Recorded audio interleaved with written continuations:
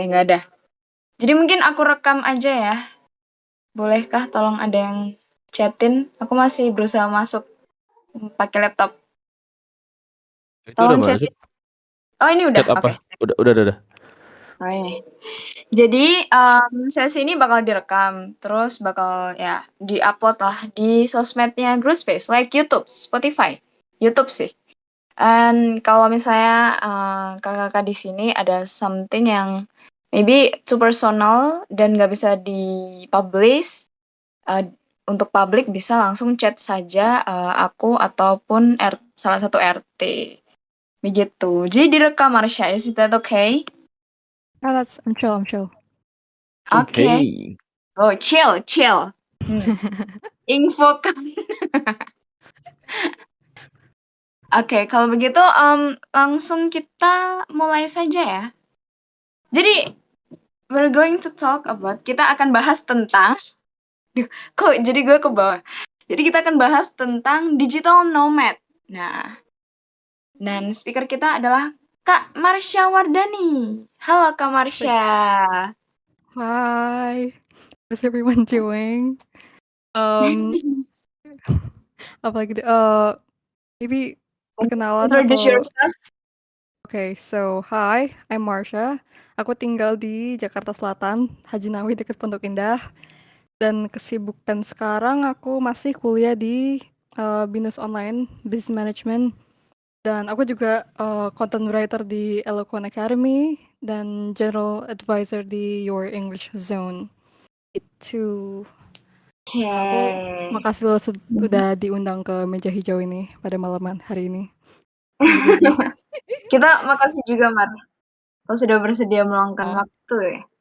Nah, ini sebelum mulai ya, kan udah kenalan nih. Kita mungkin jelasin dulu nih ke teman-teman yang ada di sini, apa sih itu digital nomad? Could you explain it, Mar? So, a digital nomad is a person who remote work. Jadi, mereka kerjanya online, whether itu WFH atau freelance, dan mereka travel around the world. They travel to the places yang mereka PW, mereka fit in. Terus, for me, I've been actively traveling baru last year sih sebetulnya, baru tahun lalu ke negara-negara yang baru open up habis COVID gitu. Nah, itu biasanya aku stay di satu negara itu selama 2 sampai 3 bulan, terus pulang ke Jakarta lagi biasanya, terus 3 bulan di Jakarta tuh planning lagi mau kemana, terus habis itu lihat berita-berita, lihat negara apa nih yang lagi murah dan visanya mudah untuk orang Indonesia, terus booking tiket sama Airbnb, terus habis itu sebulan kemudian baru berangkat gitu. Nah, terus habis itu being in a country for more than a week gave me so much perspective and depth gitu sih. Biasanya bulan pertama tuh masih wangi. Nah, terus habis itu pokoknya semuanya masih honeymoon phase lah. Terus habis itu masuk bulan kedua, ketiga baru kita tahu karakter negara sebenarnya itu seperti apa gitu sih. Oke. Gitu ya, jadi perlu waktu ya untuk benar-benar mengenal a country gitu. Benar sekali. Oke, nah, jadi bisa dibilang nih ya, digital nomad tuh kayak ya kamu kerja tapi nggak masuk kantor ya, Mar. Jadi kayak kerjanya remote working gitu dan kamu basically bisa ke mana-mana gitu, tempat-tempat yang kamu suka, ya nggak harus luar negeri. Juga kayak ya kayak Marsha kadang di Bali gitu ya, Mar. Dia di Bali, Iya. kadang Jakarta, kadang juga ya kalau lebih menarik lagi ke luar negeri gitu, biar bisa merasakan different culture lah dan juga pengalaman-pengalaman yang unik gitu. Oke, jadi ya basically digital nomad orang yang kerjanya remote working dan mereka memutuskan untuk traveling. Tapi kayak bukan traveling yang cepat ya, Mar, kayak Nomaden gitu. nomaden gitu ya. Kayak ini ya. Hidupnya pindah-pindah. Iya. Oke, nah untuk Marsha sendiri udah pernah kemana aja nih, Mar? Aku udah pernah pertama itu first base-nya Bali. Nah, habis itu baru itu ke Turki karena waktu itu Turki tuh yang negara pertama yang buka yang pas COVID itu dan requirement-nya nggak ribet kan. Habis itu ke Hmm. Georgia karena visain orang Indonesia itu kan susah kan. Paspornya nggak bisa. Kadang-kadang tuh kita susah bisa tinggal di suatu negara lebih dari 1 bulan gitu. Nah, waktu itu di Georgia karena dapat visanya gampang, pokoknya tinggal telepon kedutaan, visit link visanya, daftar, bayar, udah langsung terbang ke Georgia kan. Nah, itu Georgia juga uh, it's a beautiful country but quite the culture contrast. Tapi Hmm? it's Gimana tuh? beautiful overall. Kayak architecture-nya bagus sih kalau kalau orang-orang yang suka arsitektur sama pemandangan alam. Nah, Hmm. itu cocok. Nah, terus habis ke Georgia, eh, aku balik lagi ke Jakarta. Terus habis itu 4 bulan kemudian berangkat lagi ke Thailand. Thailand, Bangkok, terus habis itu ke Chiang Mai. Tuh, nah Chiang Mai itu taunya gara-gara di Facebook group Digital Nomad. Itu banyak digital nomad yang stay-nya di Chiang Mai. Gara-gara life cost di situ cukup murah sih. Terus habis itu kayak eh, Airbnb di situ nggak terlalu mahal sama local agency-nya juga. Pokoknya eh mungkin yang harga yang didapat di Eropa living cost-nya di situ bisa weh gitu sih. Bisa kayak misalnya Airbnb yang kalau di Eropa dapetnya cuma bintang 3, kalau di sana dapetnya bintang 4 dengan harga yang sama gitu sih. Tuh, Oke, berarti pernah ke Turki, Georgia, sama Thailand. Thailand. Iya, Oke. baru itu. Nah, tadi kan Marsha sempat ngomong nih Georgia katanya culture-nya kontras gitu. Nah, itu kontrasnya apa sih yang membuat beda banget gitu, Mar? Kontrasnya kita Asian culture kan eh kita dari kecil misalnya diajarin sama orang tua jadi ramah ke orang-orang gitu kan. Nah, di sana people are more honest actually. Kayak mereka sebetulnya orangnya lebih jujur, cuma jujur dalam Hmm. perasaan ya. Kayak mereka kalau ya bete aja gitu. Terus habis itu kayak Hmm. kita biasa say thank you untuk mengapresiasi orang. Cuma di sana kayak orang ada bodo amat gitu aja sih. Kayak for example, people are a bit cold in a way that cueknya tuh kayak gini. Ada satu kejadian di mana pas aku lagi belanja nih. Nah, terus habis itu di Hmm. jalanan tuh ada kalau tahu nggak gypsy? Kayak Terus, pokoknya hmm. this race travels around Europe. Mereka gara-gara dulu tuh kasta yang paling rendah kan di India. Nah, itu gara-gara mereka kasta yang paling rendah di India, mereka travel around Europe jadi kayak nomaden juga sih. Tapi nomaden yang mereka biasanya tukang nyolong gitu. Nah, biasanya gypsy di di Tbilisi gitu. Aku kan stay di Tbilisi di kapital Georgia kan. Itu Hmm. anak-anak kecil gitu yang umur 8 sampai 10 tahunan yang masih Hmm. bocil-bocil lah ya gitu ya, masih bolang gitu kan. Nah, Hmm. itu kalau nyopet kan nggak kelihatan kan. Nah, itu mereka kalau lari nyopet tuh cepet banget pokoknya. Nah, itu Wah. gue bayangin kalau terjadi di Indonesia biasanya waktu itu gue pernah di Bali ada orang kecopet kan. Nah, itu satu kampung langsung ngejar copetnya itu.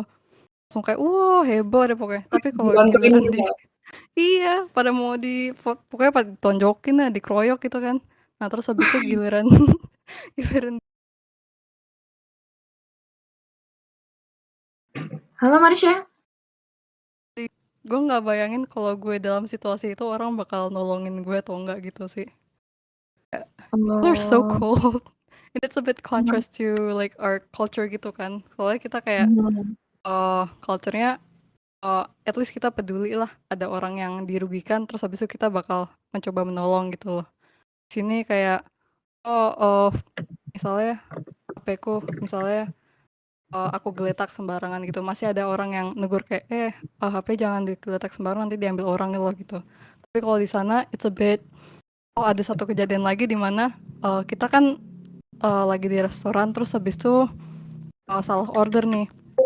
Salah order kita tadinya maunya jus like orange juice terus habis itu kita ganti ke Coke kan. Terus Hmm. habis itu waiternya dengan beraninya kayak matanya kayak belakangin gitu kayak roll her eyes up gitu enggak Ah. kayak malas gitu. Kayak apa ya? Selingos gitu ya? Mereka kayak jujur dengan perasaan mereka gitu sih. Kalau mereka sebel Oh, sama kita gitu. oke.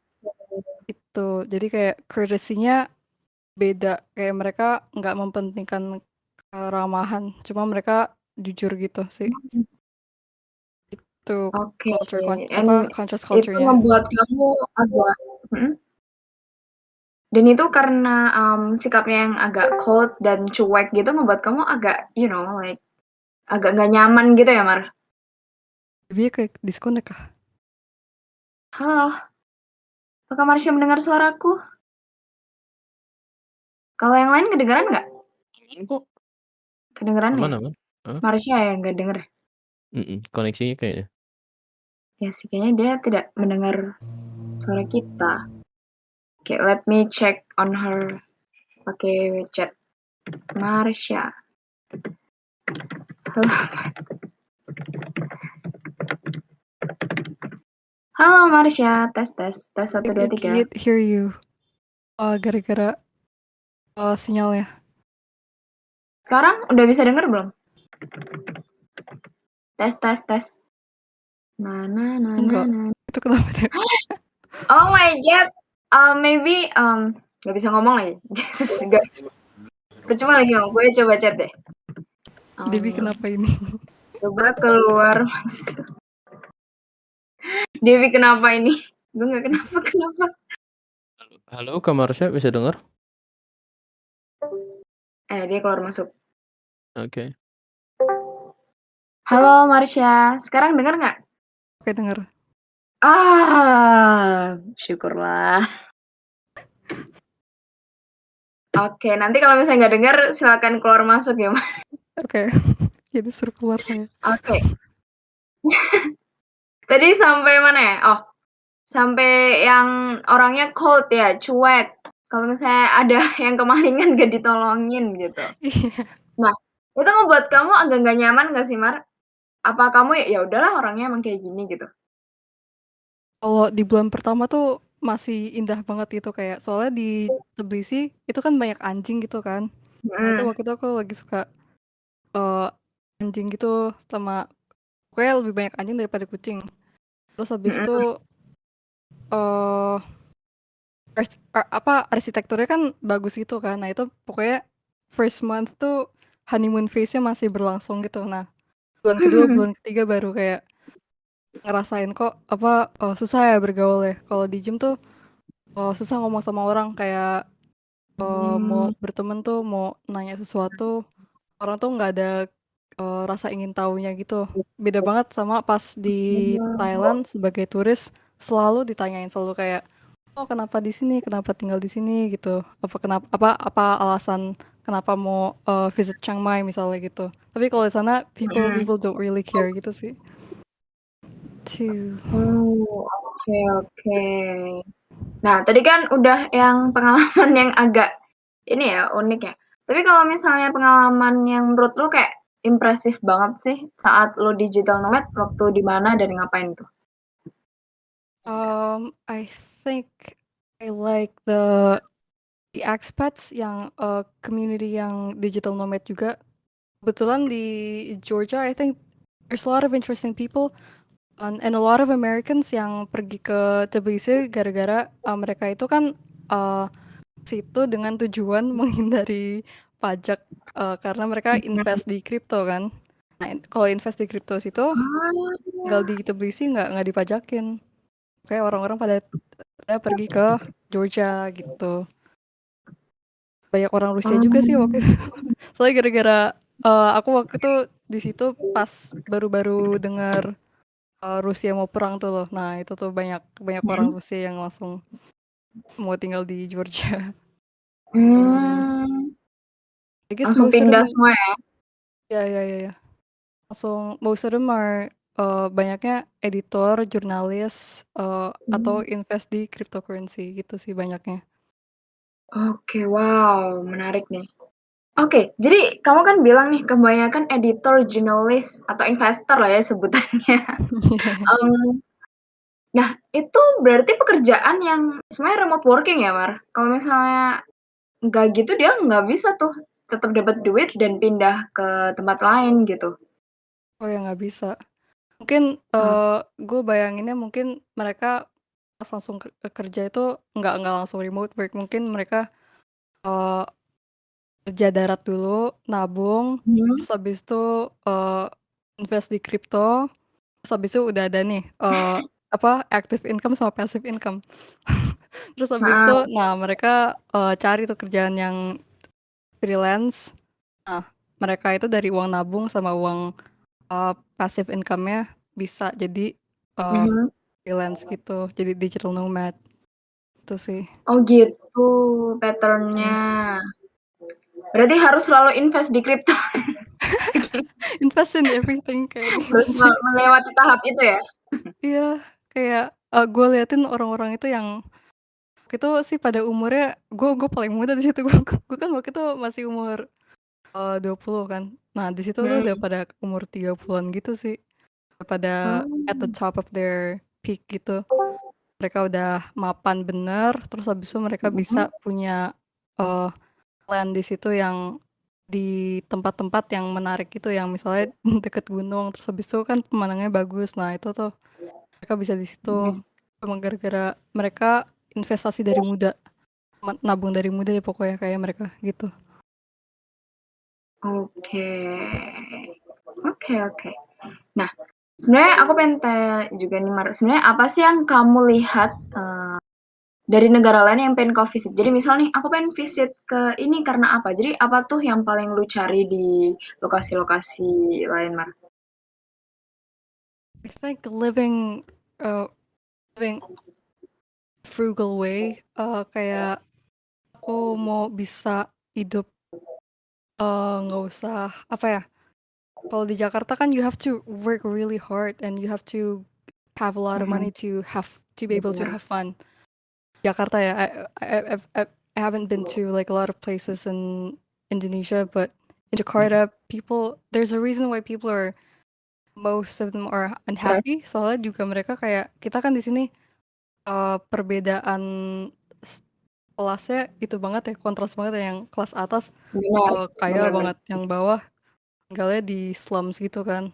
Nah, kalau I see like in other countries, you don't have to, in specific countries ya, you don't have to be really money driven to be able to be happy. Kayak lo bisa hidup dengan biaya yang sama. Misalnya di Jakarta lo kayak kesusahan, di negara misalnya Chiang Mai lo bisa happy in like your overall well-being, lo sehat gitu loh. Jadi kayak di sana misalnya kalau orang mau nge-gym nih, itu nggak mahal-mahal banget. Kalau misalnya di Jakarta orang ke gym kan buat jadi sehat kan, itu di sini masih mahal banget kan, masih kayak lo nggak bisa tuh 100.000 per bulan. Kalau di sana I found a gym yang satu hari cuma 24.000.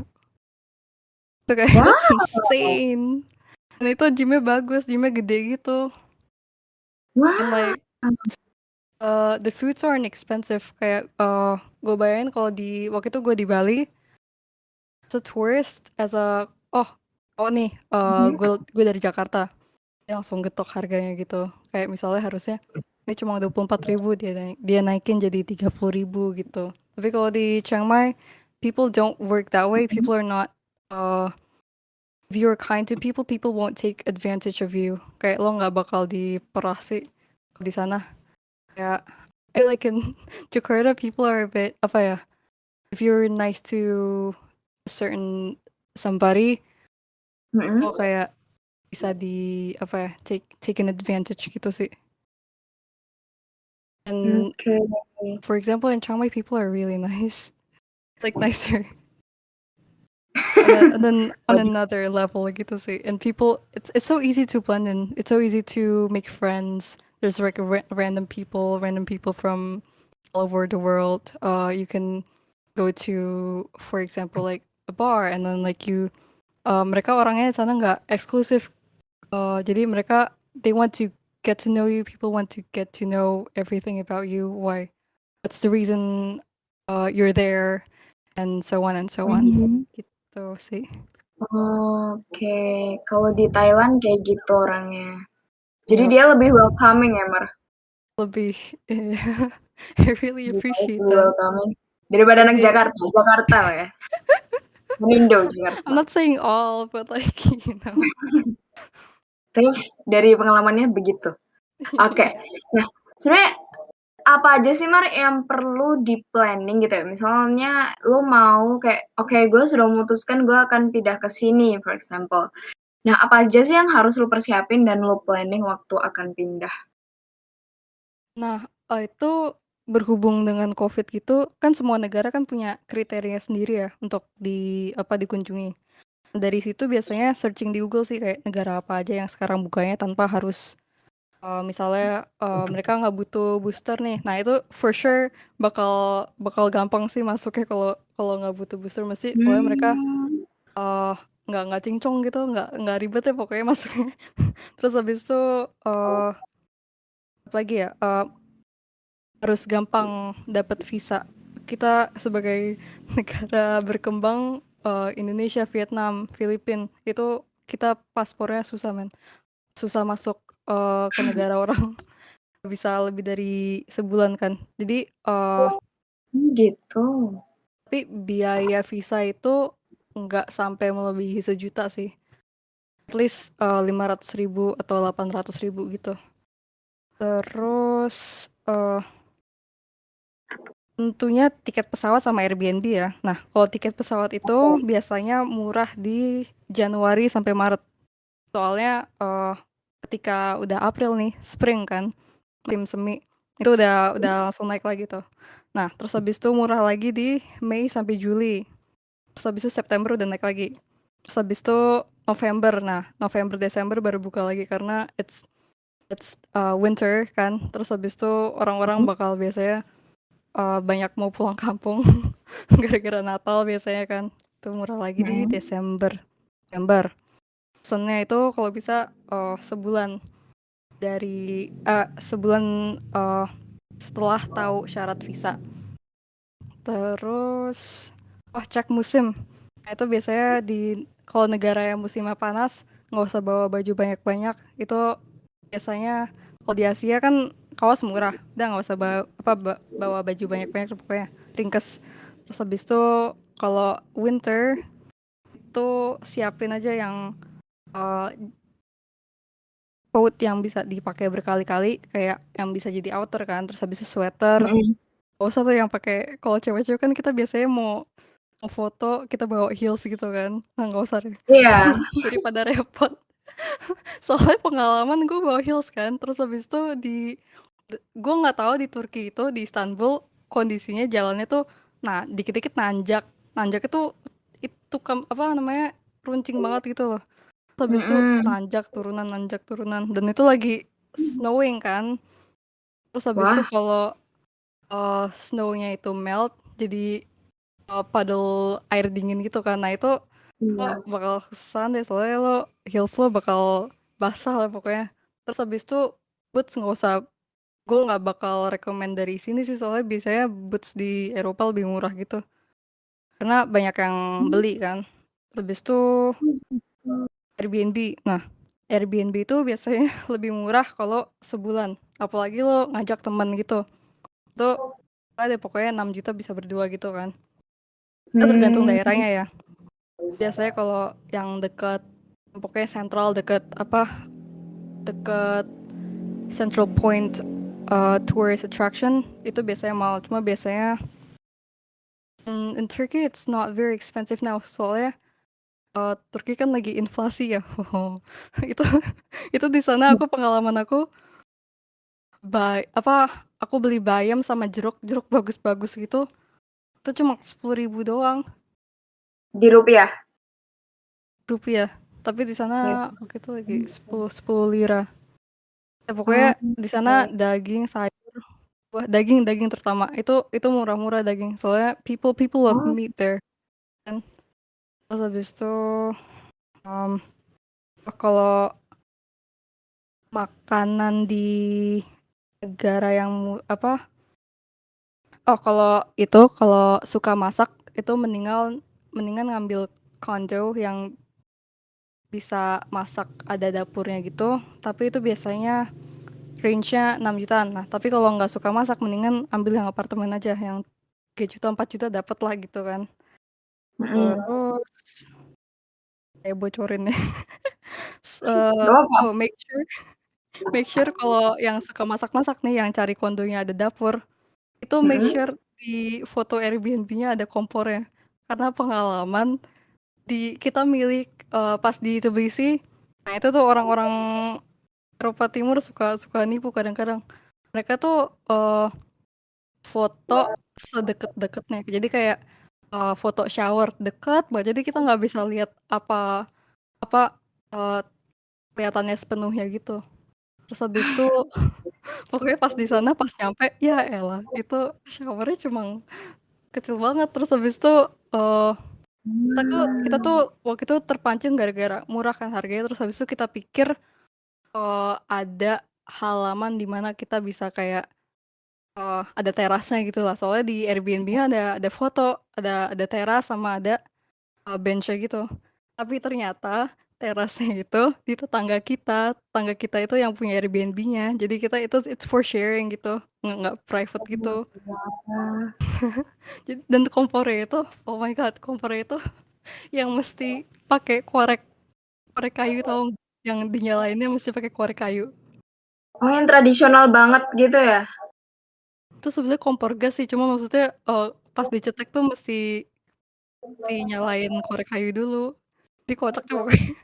Struggle-nya banyak banget. Soalnya itu kayak Airbnb-nya itu dibuat berdasarkan eh, itu kayak bekas barn kuda gitu deh. Tahu barn kan? Kayak yang bekas kuda gitu. Terus Kandang. habis itu dia renov, dia bagusin. Nah, terus habis itu dia jadiin Airbnb. Nah, makanya murah gitu. Nah, Coba. itu harga Airbnb-nya kalau misalnya yang tadi lo bilang Turki sama Georgia berapaan tuh? Ya, range-nya. Oh, waktu itu Turki lagi murah. Itu 6 juta Sebulan. dapet 3 bintang 3 sih. Kalau Oh, mau yang mm-mm. 4 star dikit mungkin range-nya 8 sampai 10 juta. I would recommend yang 6 jutaan sampai 8 jutaan aja sih for practicality. Tapi kalau di Georgia, aku tadi baru cek juga sih di Airbnb lagi mahal banget. Soalnya range-nya waktu itu pas kita visit di Tbilisi sama 6 jutaan gitu kan, mesti budgetnya kita tuh ya 6 jutaan sampai 7 jutaan kalau buat Airbnb ya. Itu sekarang yang tadi 6 juta jadi 10 juta gara-gara orang Rusia pada pindah ke Georgia. Walah. Iya, mereka langsung naik-naikin. Soalnya aku denger juga dari temennya temanku yang orang Rusia yang tinggal di Georgia, itu rentnya dia langsung naik semenjak perang Rusia itu. Oh. Terus Oke. aku inget banget Demand-nya Bayam. naik lah. Iya, iya, iya.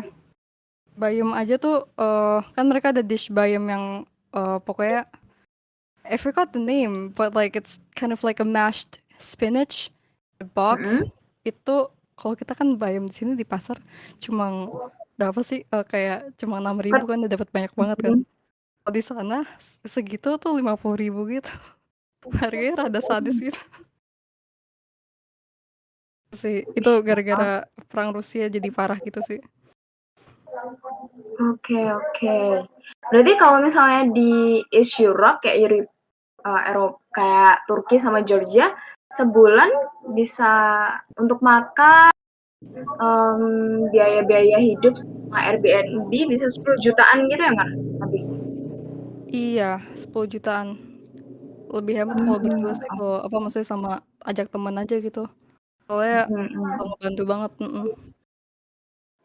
Oke, nah Mungkin kalau misalnya di Thailand, kalau di Thailand itu mungkin sama kayak anak-anak kosan di UI gitu, yang pokoknya kos kan 3 jutaan sampai 5 jutaan ya. Pokoknya mendingan kalau di situ Airbnb-nya seminggu aja, terus habis itu cari online agency yang buat cariin condo gitu, atau lihat di Facebook digital nomad yang lagi di Chiang Mai, terus habis itu masih bakal banyak yang nawarin harga-harga murah. Soalnya waktu itu aku ketemu 6 juta itu di kondo yang dapat 2 kamar gede, ada bathtubnya juga, Hmm. ada mesin cuci pribadi, terus habis itu ada indoor swimming pool, itu juga deket gym, enak banget ya. Itu 4 star dapat cuma 6 juta. Hmm. Oke, berarti kalau tempat tinggal relatif lebih murah di Thailand ya? Of course. Ya, pasti sih lebih Asia kan. Kalau makanan, lu lebih cocok yang mana, terus murahnya yang mana, Mar? Aku suka makanan Turki sama makanan Thailand sih. Turki because Hmm. like dikit-dikit kebab kan. Cuma kebab itu beda. Kebabnya kalau di sini kan kita tuh kebab yang berat kan. Kalau di sana tuh kebabnya kayak daging sama kentang sama biasanya sour cream ada plate. Oh. Tapi wrapnya dipisah gitu. Jadi kita nge-wrap sendiri gitu sih. Like if Hmm. you like proteins, it's the heaven of proteins there. Like there's a lot of like beef. Yeah, there's a lot of kebabs of course. Tapi if you like proteins, you should go there. Terus habis itu kalau di Thailand, on average itu makanan tuh 60 baht, which is 24.000. Itu on average. Oh, satu Jadi porsi. kalau turis, ya, kalau turis nggak bakal diketok sih. Oh, wow. Ya, lumayan terjangkau lah sama kayak di sini ya, 20 Sama di ribuan. sini. Exactly. Oke, oke. Berarti untuk hidup ya murahan di Thailand. Kalau di Thailand sebulan sama tempat tinggal biaya hidup habis berapa, Mar? Sendiri ya? Kalau Iya sendiri sih. mungkin 6 juta bisa lah ya. 6 juta kalau ngirit, Oh. kalau listriknya irit, nggak usah pakai microwave. We avoid microwave at all cost. Soalnya pengalaman kan kita pakai microwave kan. Terus Heeh. listriknya jadi 2 juta sendiri. Cih. Oh my god. Wow. Boros banget ya? Gue baru Iya tahu. makanya Oke, oke. irit-irit deh. Itu bisa 6 juta per orang sih, bisa survive gitu. Oh, berarti lu bayar listrik sendiri juga ya? Yang kalau yang online agency, iya bayar listrik sendiri. Cuma kalau biasanya kalau Airbnb biasanya udah included. Oke, oke. Nah, by the way, buat temen-temen yang ada di sini bisa langsung aja tanya kalau misalnya kepo, bisa tanya lewat voice ataupun tanya lewat chat. Ada nggak yang mau tanya ke Marsha tentang digital nomad? Dia pernah ke Turki, Georgia, and Thailand.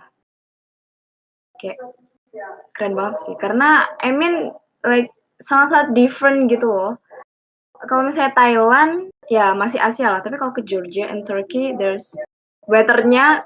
Kalau gimana sih kau dulu adaptasi sama winter gitu, Mar? Oh, it's like I thought it's gonna be fun, right? Kayak di kita visualnya bakal kayak ngelempar bola salju, bla bla bla gitu. Ekspektasi ya.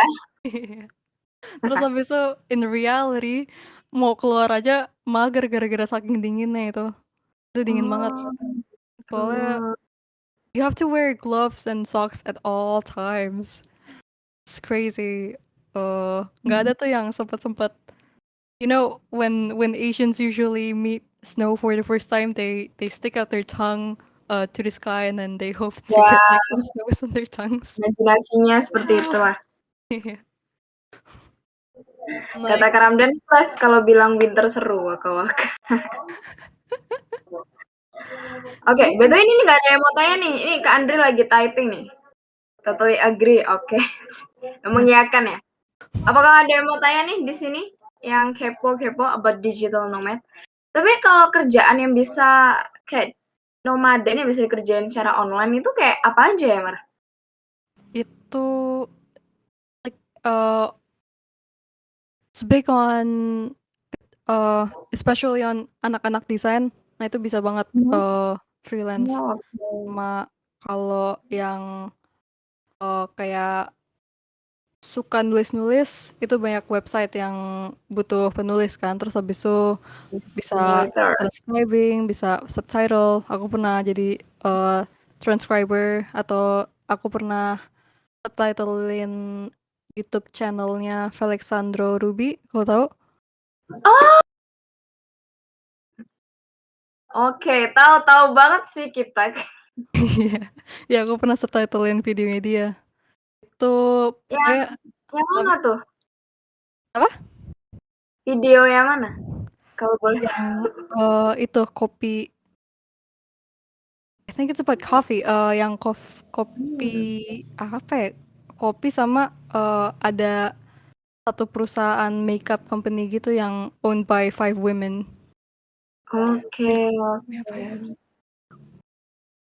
I think yeah, it's about coffee, like those two that I Kopi remember. dangdut. Yes. Terus habis itu banyak sih, like if you look up at like Upwork, itu A sampai Z ada pekerjaannya, mau jadi yang voice actor, mau jadi transcriber, mau jadi editor, dan sekarang banyak yang butuhin YouTube editor. Kalau punya skill ngedit video itu berguna banget. Soalnya banyak yang butuh sekarang. Gaji lumayan. Wah, boleh nih. Boleh nih Kak Devon. Kak Devon gak ada di sini lagi. Oke. Noted Mar, gue akan belajar tentang hal Iya itu. bener tulus yang brand tulus. Brand Tulus kah? Oh. Oke, ini tentang kopi ya? Ya sama kopi. Tapi gue lupa kopi itu tentang apa ya. Pokoknya dia sukses story-nya gara-gara dia pokoknya kopi sekarang ada di Senopati, cuma gue lupa namanya kopi apa. It's okay. Oke, moving on. Jadi, kerjaan yang bisa dikerjain secara online ya gitu ya, yang kita tahu, yang kayak editor, kayak video editor or translator, terus writer, journalist, kayak gitu-gitu. Design, of course. Nah, kalau misalnya pekerjaan seperti itu kan, ya kita masih butuh apa sih namanya? Fokus penuh kan, konsentrasi secara penuh kan, Mar.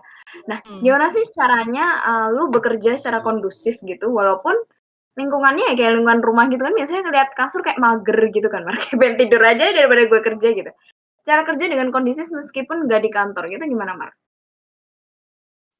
Aku biasanya I feel like it begins to feel more productive with coffee. I don't know what's with caffeine, but like it makes me feel productive and like it can like meet deadlines before the deadlines, and itu sih salah satunya. Terus habis itu kayak because I only work like 4 days a week, terus habis itu the rest gue bener-bener take time to work out, take time to gue santai. Habis itu I think but mostly itu gara-gara caffeine sih. I know it's a bit unhealthy, but like for me itu sih I don't know why it makes me want to create and produce stuff. I don't know what's with caffeine, man. It's just a work. Oke, mostly karena kafein ya, karena kopi ya. Tapi lu ini nggak ngeset tempat kerja lu kayak sekondusif mungkin, kayak gue harus kayak dari jam segini sampai segini tolong nggak ada yang ganggu, atau lu berusaha kayak kerja nggak di kamar yang lihat kasur, lu kerja di kafe lah atau di mana gitu? Oh, biasanya like there's karena mungkin kondonya kapasitas ruangannya terbatas kan, biasanya sih di ruang makan sih, and then di kafe-kafe biasanya banyak kafe-kafe gitu yang PW menurut gue, dan biasanya di cat cafe sih, I don't know. Cat cafe. There's a lot of distractions, but it makes me focus. Ini distraksi malahan. Oke, tipsnya Marsha, kalau mau kerja di cat cafe. Lu malah nggak kerja tuh. Gue kerja di cat cafe, Mar. Di rumah Bang Jun banyak kucing. Oke. Nah, apa sih ribetnya, Mar, jadi digital nomad yang pindah-pindah lokasi gitu? Ribetnya, eee, di kalau kalau nggak, pinter ngatur budget mesti mesti, you'll have difficulties in managing them because karena bakal banyak distraksi, oh, kerja dulu atau jalan-jalan dulu ya gitu kan. Iya, Karena bener bisa banget. jalan-jalan selalu apa, all the time dan, Iya. it's exciting to go anywhere, everywhere, everybody wants to travel, right? Terus habis itu Mhm. si pinter-pinter managing sih, and then what's most difficult is actually visa. Visa itu a bit costly for me.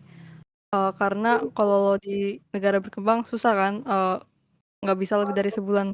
Tapi ada temen gue yang dari, misalnya lo punya paspor Amerika, lo kemana-mana nggak usah butuh visa. Kayak enak banget. Oh, And then gitu. you can go to any countries. Visanya juga visa turis dan lo bisa stay lebih dari 1 bulan gitu loh. Mhm.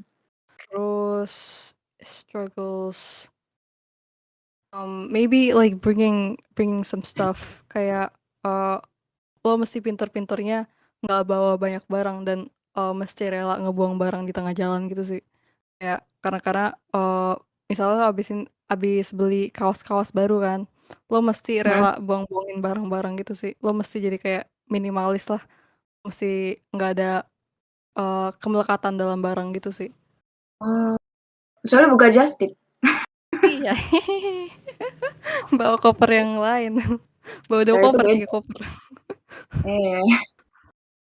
Oke, berarti itu ya ribetnya visa. Emang kalau misalnya dari Indonesia kayak sulit sih, I understand karena banyak ya kasus-kasusnya imigran yang emang langgar gitu. Nah, kalau misal in the future nih, lu ada planning nggak kira-kira mau kemana? In the future maybe uh betulnya Bali aja, tapi I think like want to go back to Thailand because Nggak I bisa like move on ya dari Thailand ya? yeah. But like also Turkey because like oke, gini, kalau lo suka kucing lo pergi ke Turki, tapi kalau lo suka anjing lo pergi ke Georgia tuh. And like in Turkey there's a lot of fat cats. The cats are fat there and it's so cute.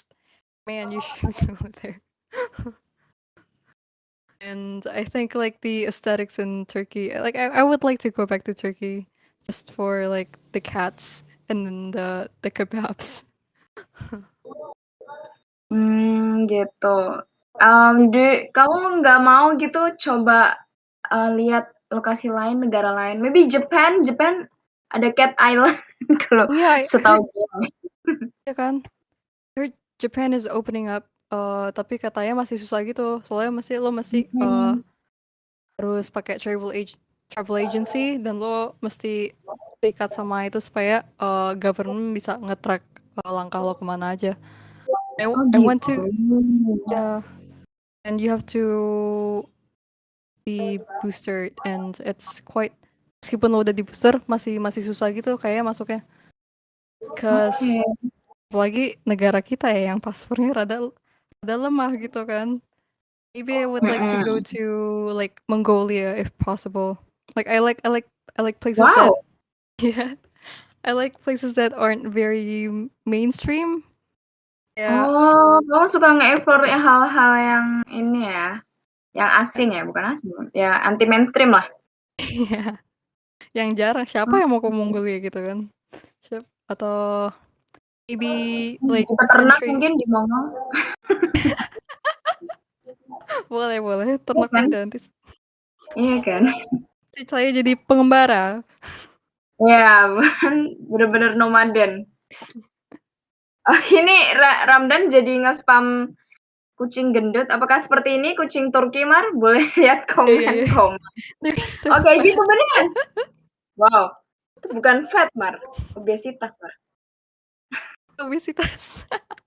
Mungkin mereka gendutin diri gara-gara waktu itu kan gue visit lagi winter. Mungkin mereka menggemukkan Mm-mm. diri tuh untuk ngumpulin Oh lemak gitu. gitu supaya pas winternya mereka anget gitu. Mungkin Mereka ya. dapat makan dari mana gitu? Ini stray cats kan that you're talking about. I guess like the stray cats are fat because like the people feed cats there. Jadi kayak di jalanan lo Oh, bakal ketemuin piring khusus makanan kucing gitu. Jadi kayak kucing liar bisa makan gitu. baik ya. Iya. Oke, di sini kucingnya diracun. Sorry to say. Emang iya, lo ketemu di mana diracun? Gue di kampung gue sih, bukan di Jakarta ya. Di Jakarta masih oke lah. Di kampung gue tuh kayak dikasih racun tikus gitu. Kayak salah makan si kucingnya. Astaga. Kasihan sih. Astaga. Gue boleh buat. Ini kucing gue lagi yang diracun. Sedih. Iya, lo Iya, pernah punya ya kucing? itu Oh my god. another story lah. Oh no. We can talk about it other time. Oke, kembali ke laptop ya. Nah, ada nggak sih nih Mar pesan buat orang-orang yang juga pengen kerja secara digital nomad, yang pengen pindah-pindah gitu? Mungkin do you have some advice atau gimana? Yeah, I think before you hit 30 or before you start a family, you should travel as much as you can as possible kalau bisa ya. Wah, And then lo mungkin nggak bisa langsung kerja freelance gitu. Mungkin lo mesti online dulu. Online. Maksudnya kerja darat ya. Itu lo kalau bisa cari kerja yang lo bisa nabung dan jangan jatuh terhadap godaan-godaan di Jakarta yang punya duit dikit beli LV, punya duit dikit beli branded things. Pokoknya lo nabung, fokus nabungnya. Terus habis itu Alfi bukan di kalau bisa lo pegang dolar karena sekarang kan lagi inflasi ya, maksudnya it's better if you handle like dollar or like euro or something yang ketika dunia lagi inflasi, dia at least inflasinya nggak jatuh-jatuh banget gitu. buat Jadi safety ya.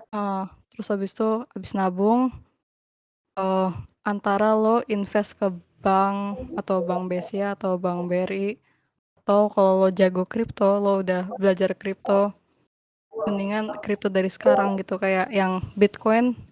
Kalau lo punya banyak duit dan bisa invest ke Bitcoin, mendingan sekarang, soalnya itu bakal advantageous banget buat kalau lo punya cucu gitu di masa depan gitu, atau lo invest di emas atau invest di Ethereum kalau yang ngerti gitu. Karena itu enak banget hidupnya. Aku punya teman yang invest di kripto, duit makannya tuh ya dari situ aja, bukan even itu bukan dari income aktifnya gitu. Di passive income dia, jadi aktif income itu nggak kemakan gitu. Abis nabung, terus habis itu cari tuh you have to develop a skill yang bakal dicari orang-orang yang freelance di either digital, mostly digital skills ya, editing, writing contents, atau script writing. I don't know if like it is possible. I haven't looked it up, by the way. Mungkin bisa ya. Kayak atau kalau lo pintar di sekolah, itu bisa lo jadi tutor online gitu. And with freelance you can have as much job as possible as you can handle, right? Nah, kalau udah nabung gitu, lo bisa udah ada nih passive income-nya, lo bisa baru travel dengan tenang gitu, dengan nggak usah kayak mesti deadline untuk buat makan hari ini atau apa. Jadi invest and then nabung, budget planning is very important. Gitu. Wow, thank you banget ya Mar. Jadi develop as many skills as possible ya, apalagi buat skill-skill yang emang bisa banget buat kerja freelance, jadi nggak usah masuk kantor. Yep. Oke. Dan nabung, very important. Kalau duitnya dikit nggak mungkin sih Mar belinya LV. Iya. Enggak, lihat Shopee beli skincare yang murah aja.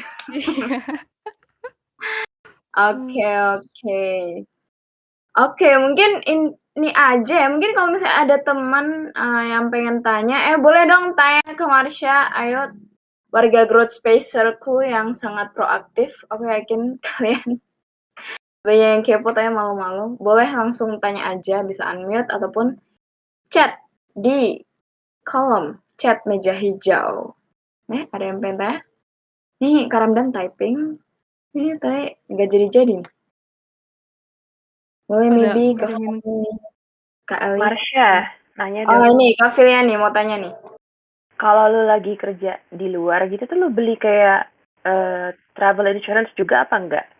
Oh, good question. I don't think it's needed, tapi if you're like have enough money to buy travel insurance, then why not sih? Like I don't think it's very important. Kalau lagi try to save budget, it's not that important. Tapi kayak biasanya in some countries bakal ditanyain tuh ada syarat requirement masuk negara, bakal ditanyain Airbnb stay di mana, travel assurance-nya apa, bla bla bla bla bla. Itu sih depends on the country sih menurut gue. Kalau countries-nya kayak mensyaratkan itu, gue biasanya bakal travel insurance too. Oke. Depends ya berarti. Ya. Dan bandara Indonesia biasanya yang paling ketat sih. Itu gue di mana-mana nggak pernah ditanyain travel insurance. Terus habis itu cuma pas mau ke Turki, staff bandaranya mungkin waktu itu lagi itu ya, pas COVID-nya heboh-hebohnya. Terus habis itu orangnya tuh for sure nanyain travel insurance-nya. Tapi itu kalau lo nggak mau dan ditanyain, itu ada lo cari di web, ada website-nya yang bikinin lo fake travel insurance cuma buat bukti doang. Dan biasanya kalau di bandara itu ditanyain, pokoknya kan kalau digital nomad kan stay-nya lebih dari sebulan kan biasanya, atau sebulan full gitu loh. Nah itu biasanya kan kita nggak langsung booking tiket pulang balik. Nah itu biasanya ditanyain tuh di bandara Indonesia, di bandara Soekarno-Hatta, mana tiket baliknya, mesti ada tiket balik. Dan itu biasanya lo kan you don't have enough money man to book immediately gitu kan. Nah itu ada, lo cari di online deh pokoknya, ada untuk fake tiket pulang balik. Dan itu asli, cuma website-nya itu bakal nge-cancel within 24 hours. Itu sih tips gue. Okay, does that answer your questions, Kak Filia? Okay, thanks Marsha katanya di chat. Sama-sama. Oke, apakah ada lagi yang ingin bertanya atau sharing? Mungkin ada yang pernah ini nggak traveling karena maybe pekerjaannya bisa dikerjain secara digital online gitu. Nih Kak Ramdan, I mean she elaborate the topic well enough. I don't think I have any questions too. Thank you Kak Ramdan. Kok gue yang thank you ya? Thank you. Oke, ada yang pengen sharing mungkin ataupun tanya ke Marsha? 1, 2,